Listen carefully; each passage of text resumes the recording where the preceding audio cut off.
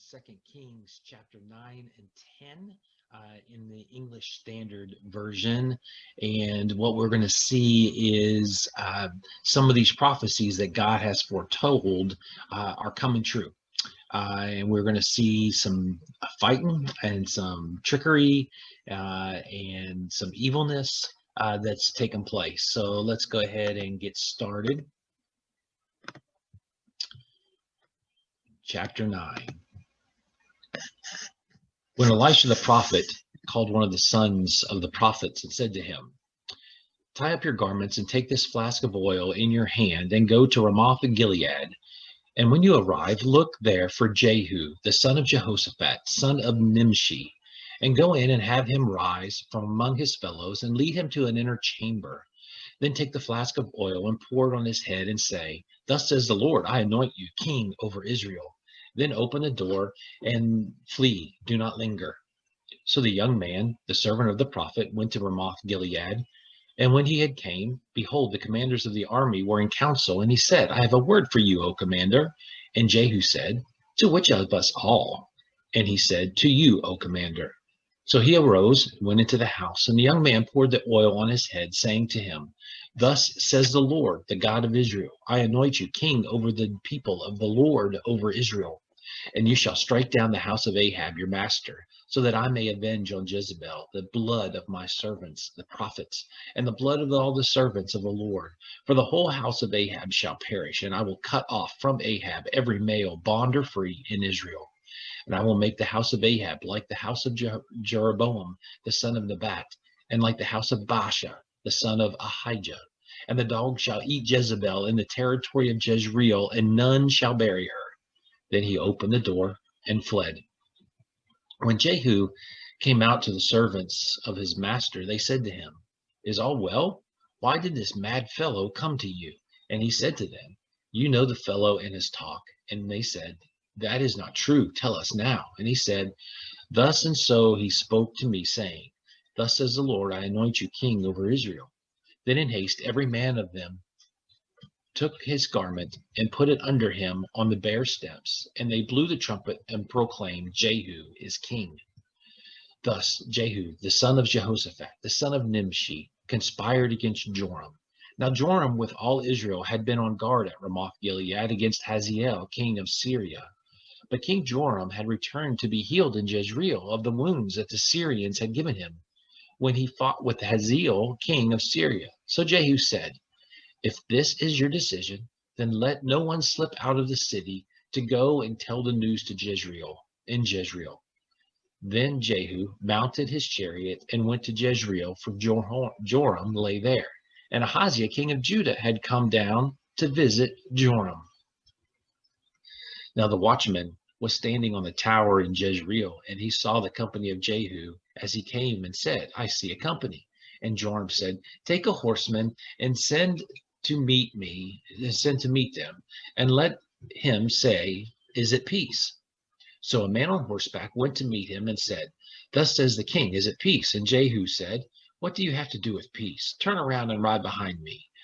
And the watchman reported, saying, "The messenger reached them, but he is not coming back." Then he sent out a second horseman, who came to them and said, "Thus the king has said, is it peace?" And Jehu answered, "What do you have to do with peace? Turn around and ride behind me." Again the watchman reported, "He reached them, but he is not coming back. And the driving is like the driving of Jehu, the son of Nimshi, for he drives furiously." Joram said, "Make ready." And they made ready his chariot. Then Joram, king of Israel, and Ahaziah, king of Judah, set out, each in his chariot, and went to meet Jehu, and met him at the property of Naboth the Jezreelite. And when Joram saw Jehu, he said, "Is it peace, Jehu?" He answered, "What peace can there be, so long as the whorings and the sorceries of your mother Jezebel are so many?" Then Joram reined about and fled, saying to Ahaziah, "Treachery, O Ahaziah!" And Jehu drew his bow with his full strength and shot Joram between the shoulders, so that the arrow pierced his heart, and he sank in his chariot. Jehu said to Bidkar, his aide, "Take him up and throw him on the plot of ground belonging to Naboth the Jezreelite. For remember when you and I rode side by side behind Ahab his father, how the Lord made this pronouncement against him. As surely as I saw yesterday the blood of Naboth and the blood of his sons, declares the Lord, I will repay you on this plot of ground. Now, therefore, take him up and throw him on the plot of ground in accordance with the word of the Lord. When Ahaziah, the king of Judah, saw this, he fled in the direction of Beth-Hagen. And Jehu pursued him and said, shoot him also. And they shot him in the chariot at the ascent of Gur, which is by Ablim. And he fled to Megiddo and died there. His servants carried him in a chariot to Jerusalem and buried him in his tomb with his fathers in the city of David. In the 11th year of Joram, the son of Ahab, Ahaziah began to reign over Judah. When Jehu came to Jezreel, Jezebel heard of it, and she painted her eyes and adorned her head and looked out the window. And as Jehu entered the gate, she said, is it peace, you Zimri, murderer of your master? And he lifted up his face to the window and said, who is on my side? Who? 2 or 3 eunuchs looked out at him. He said, throw her down. And so they threw her down, and some of her blood splattered on the wall and on the horses, and they trampled her. Then he went in and ate and drank. And he said, see now to this cursed woman and bury her, for she is a king's daughter. But when they went to bury her, they found no more of her than the skull and the feet and the palms of her hands. When they came back and told him, he said, this is the word of the Lord, which he spoke by his servant Elijah the Tishbite. In the territory of Jezreel, the dogs shall eat the flesh of Jezebel, and the corpse of Jezebel shall be as dung on the face in the field in the territory of Jezreel, so that no one can say, this is Jezebel. Now Ahab had 70 sons in Samaria. So Jehu wrote letters and sent them to Samaria, to the rulers of the city, to the elders, and to the guardians of the sons of Ahab, saying, now then, as soon as this letter comes to you, seeing your master's sons are with you, and there are with you chariots and horses, fortified cities also, and weapons, select the best and fittest of your master's sons, and set him on his father's throne, and fight for your master's house. But they were exceedingly afraid, and said, behold, the 2 kings could not stand before him. How can we stand? So he who was over the palace and he who was over the city, together with the elders and the guardians, sent to Jehu, saying, we are your servants, and we will do all that you tell us. We will not make anyone king. Do whatever is good in your eyes. Then he wrote to them a second letter, saying, if you are on my side, and if you are ready to obey me, take the heads of your master's sons and come to me at Jezreel tomorrow at this time. Now the king's sons, 70 persons, were with the great men of the city, who were bringing them up. And as soon as the letter came to them, they took the king's sons and slaughtered them, 70 persons, and put their heads in baskets and sent them to him at Jezreel. When the messenger came and told him, they have brought the heads of the king's sons, he said, lay them in 2 heaps at the entrance of the gate until morning. Then in the morning, when he went out, he stood and said to all the people, you are innocent. It is I who conspired against my master and killed him, but who struck down all these. Know then that there shall fall to the earth nothing of the word of the Lord, which the Lord spoke concerning the house of Ahab. For the Lord has done what he said by his servant Elijah. So Jehu struck down all who remained of the house of Ahab in Jezreel, all his great men, and his close friends, and his priests, until he left him none remaining. Then he set out and went to Samaria, and on the way, when he was at Beth-Eked of the shepherds, Jehu met the relatives of Ahaziah, king of Judah, and he said, who are you? And they answered, we are the relatives of Ahaziah, and we came down to visit the royal princes and the sons of the queen mother. He said, take them alive. And they took them alive and slaughtered them at the pit of Beth-Eked, 42 persons, and he spared none of them. And then when he departed from there, he met Jehonadab, the son of Rechab, coming to meet him. And he greeted him and said to him, is your heart true to my heart as mine is to yours? And Jehonadab answered, it is. If it is, give me your hand. So he gave him his hand, and Jehu took him up with him into the chariot. And he said, come with me and see my zeal for the Lord. So he had him ride in his chariot.